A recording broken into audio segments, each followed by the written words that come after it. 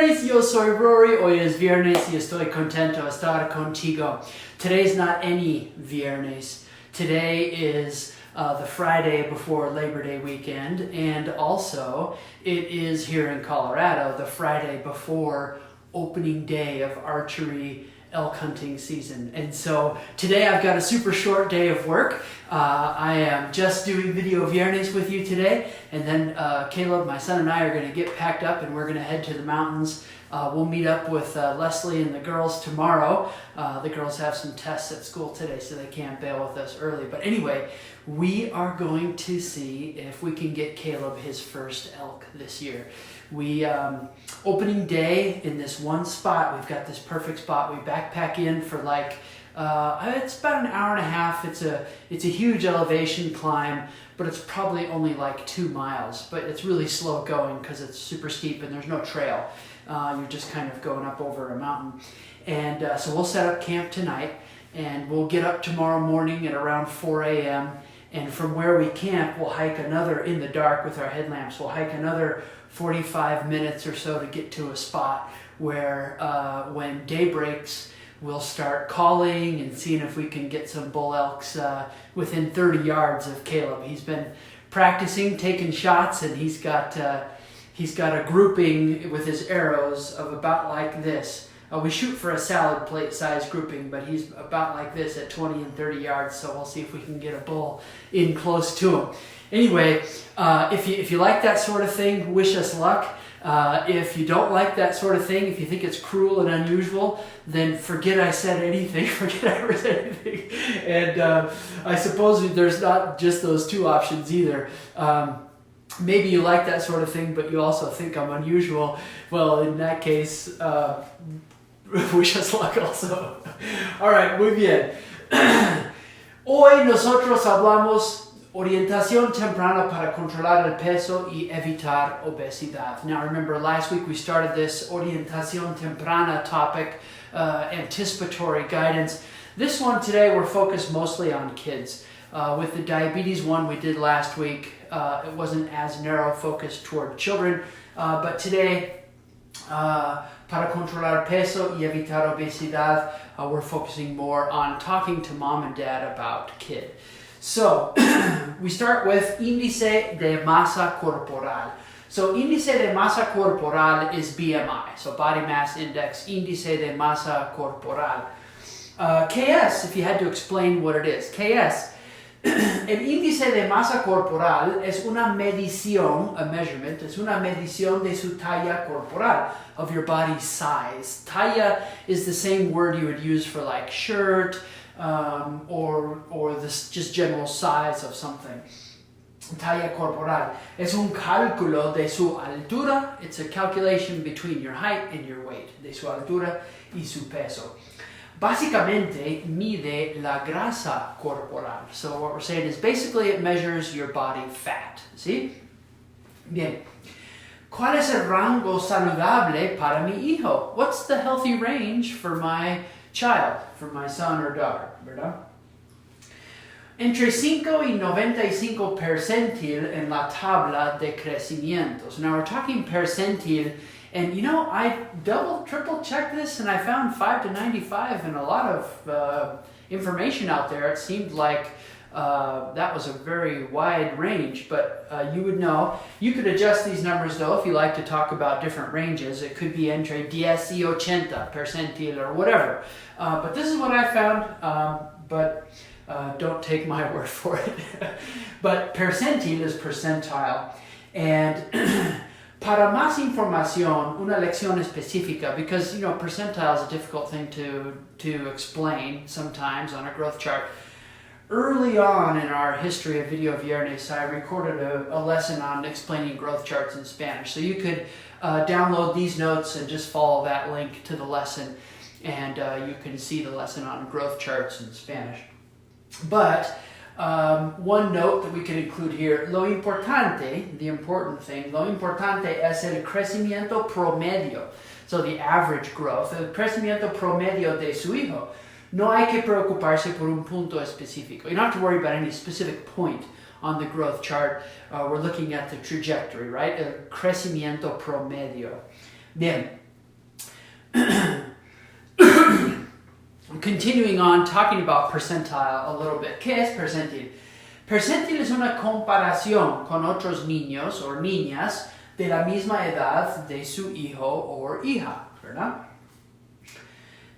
Por ejemplo, si su índice de masa corporal es 80%, if it's 80%, your índice de masa corporal, significa que 80 de 100 niños, so 80 out of 100 kids, tienen un IMC menor, less, que su hijo. Y que 20 de 100 tienen un índice mayor que su hijo. So to give them the idea of what a percentile means, ¿verdad? Otro ejemplo, si su IMC es 10%, well then 10 de 100 niños tienen un IMC menor y 90 de 100 tienen un IMC mayor. See? So I'm not sure if IMC connects with your patients, but índice, you could just talk about índice de masa corporal, it's not too hard to say. Su índice or índice de masa corporal, or just simply masa corporal, body mass, masa corporal. Okay? Bien. ¿Por qué es importante? Well, we talk about this because obesidad en el futuro, meaning la mitad de adultos obesos eran obesos en su juventud. Simple stat, half of obese adults were also obese as children. And so if we start talking about it with children, mejor, ¿verdad? So, obesidad en el futuro. Otras enfermedades, because los hábitos de dieta y actividad física, so habits, so diet and physical activity habits, los hábitos de dieta y actividad física que se establecen en la niñez tienen consecuencias a lo largo. So, just psychologically, we establish these habits as children, right? And they have consequences a lo largo, in the long run, a lo largo, in the long term. Okay? Bien, enfermedades relacionadas con obesidad. A handful of enfermedades that we'll give a really simple explanation of here that hopefully you can use with your pacientes. Diabetes tipo 2. Su cuerpo ya no puede procesar la glucosa en su sangre. So your body can no longer process the glucose in your blood, ¿verdad? So ya is anymore, or could be already, or in this case it's anymore. So it can't process it anymore, ¿verdad? Ya no puede. Ovarios poliquísticos. Cuando las hormonas reproductivas no están equilibradas, so they're not balanced, they're out of balance, ¿verdad? No están equilibradas. Good word for balanced. Enfermedad hepática grasa, so fatty liver, and to be specific, it would be non-alcoholic fatty liver. So if you wanted to, you could say enfermedad hepática grasa no alcohólica. Okay? La función del hígado es suprimida, suppressed. So the function, la función del hígado, your liver function is suppressed, es suprimida por la cantidad de grasa en su hígado. Because of, here this por means because of, la cantidad de grasa en su hígado. The amount, cantidad de grasa, amount of fat in your liver. Hipertensión, presión alta. If you wanted to specify blood pressure, you could do it two ways. So most people just say presión alta, but if you want to specify blood pressure, you could say presión sanguínea or presión arterial. Those are two good words for specifying blood pressure, but in general, people just say la presión. Apnea del sueño, dificultad para respirar mientras duerme. So maybe a simple definition would be difficulties breathing while sleeping. Sus respiraciones no son tan fluidas como deben ser. They're not as fluid as they should be. Paran, inician, they stop and they start, stop and start. ¿Verdad? Paran y inician. Enfermedad de Blount. Causa piernas arqueadas, so bow-leggedness. Okay?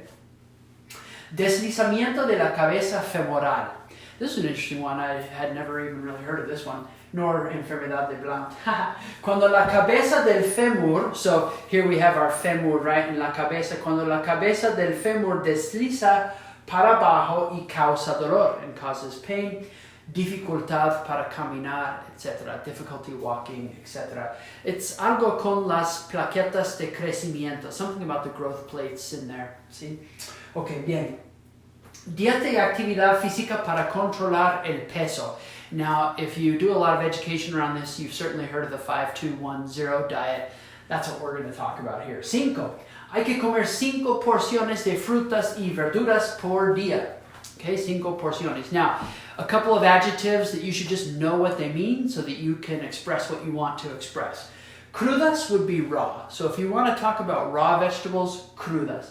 Frescas, sometimes when we think in English, we think fresh, we think raw. But it's not necessarily true. Una verdura fresca could be cooked, right? So fresca would be fresh, cruda would be raw, okay?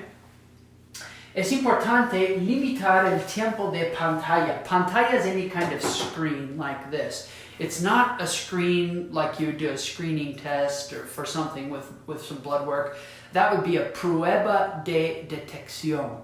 Prueba de detección, that's a screening test. So like a prueba, a test de detección.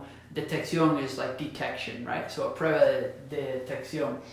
Es importante limitar el tiempo de pantalla a 2 horas por día, to 2 hours a day. Es decir, that is to say, tiempo frente al televisor, time in front of the television, la computadora, the computer, el tablet, etc. Okay? El teléfono. I don't know why I didn't add it here, but el teléfono. El televisor is the device. Televisión is kind of like the programming, but el televisor is the device itself. Okay?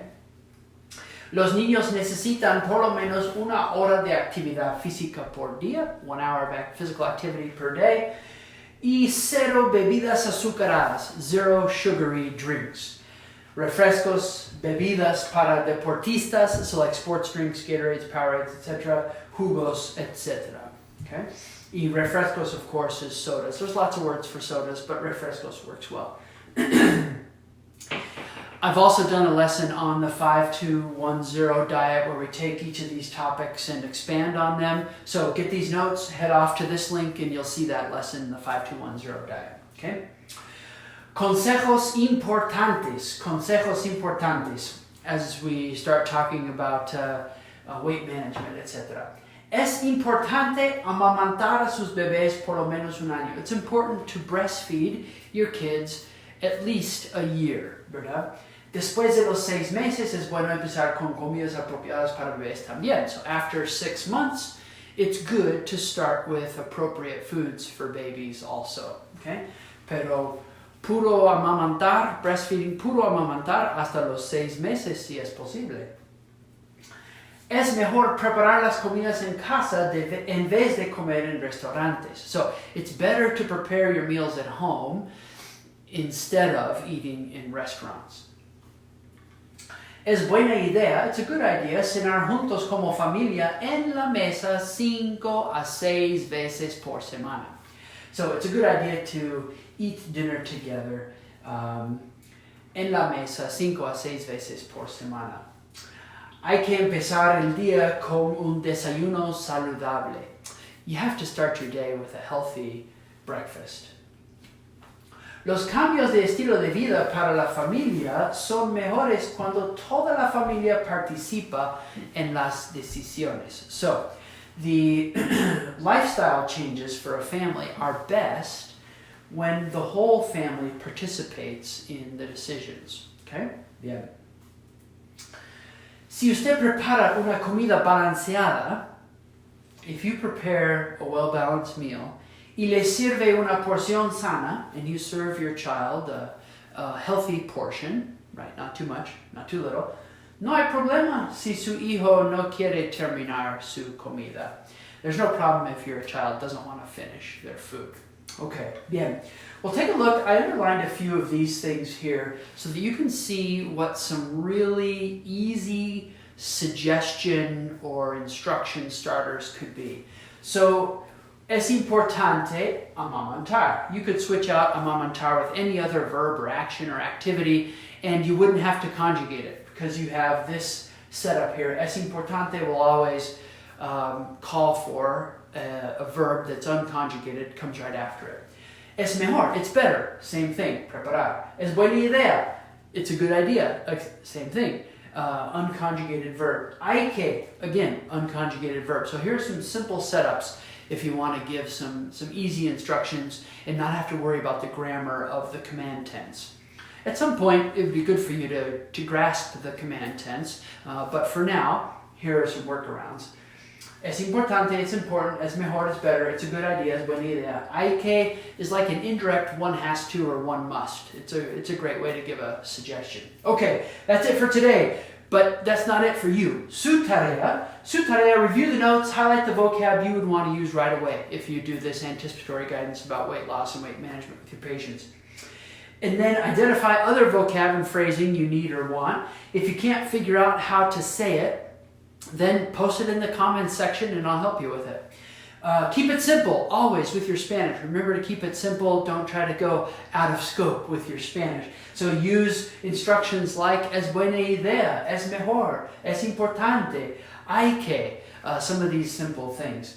And once you've got a game plan going, give it a try with your patients. Give it a try with your patients and be quick to notice when you're beyond your ability and you need some language help, because that's truly what's best for your patient. Ok, muy bien. Well, gracias por aprender español conmigo. Juntos realmente mejoramos comunidades. Para más español, head over to Common Ground International, la página, y para un examen de español médico, if you want to do a free medical Spanish terminology test, head over to Certified Spanish. It's a certification platform we're building. We're not done with it, so the certification isn't live. But what is live is a free terminology test. You can take a quick 5-minute test in between patients if you have it down a few minutes, or you can take a longer test if you're really sitting down and studying. And all you do is create a free user account and you go for it. All right, hasta luego, wish me luck, or forget I said anything about hunting. Adios. Thank you for joining me today on this Video Viernes lesson. I wanted to invite you to join our community if you're not a member of the Facebook group already, that I deliver these live lessons in on most every Friday. And also point you to the website where you can find a bunch more information about medical Spanish, whether that be courses or free materials for you, or finding a private tutor to work with you online or face-to-face. And also let you know about some amazing Spanish immersion programs, either you as a medical person or your significant other as working in some other industry, or your family. If you want to improve your Spanish and you have time and budget to go do some travel, our programs are pretty amazing. I think it'd be fun to work with you. And finally, if you have some document work at your clinic or at your hospital or within your setting that needs to be professionally translated, shoot me a message, upload your document to us, and we can get you a quick quote and help you out with your Spanish language documents as well. Have a great day.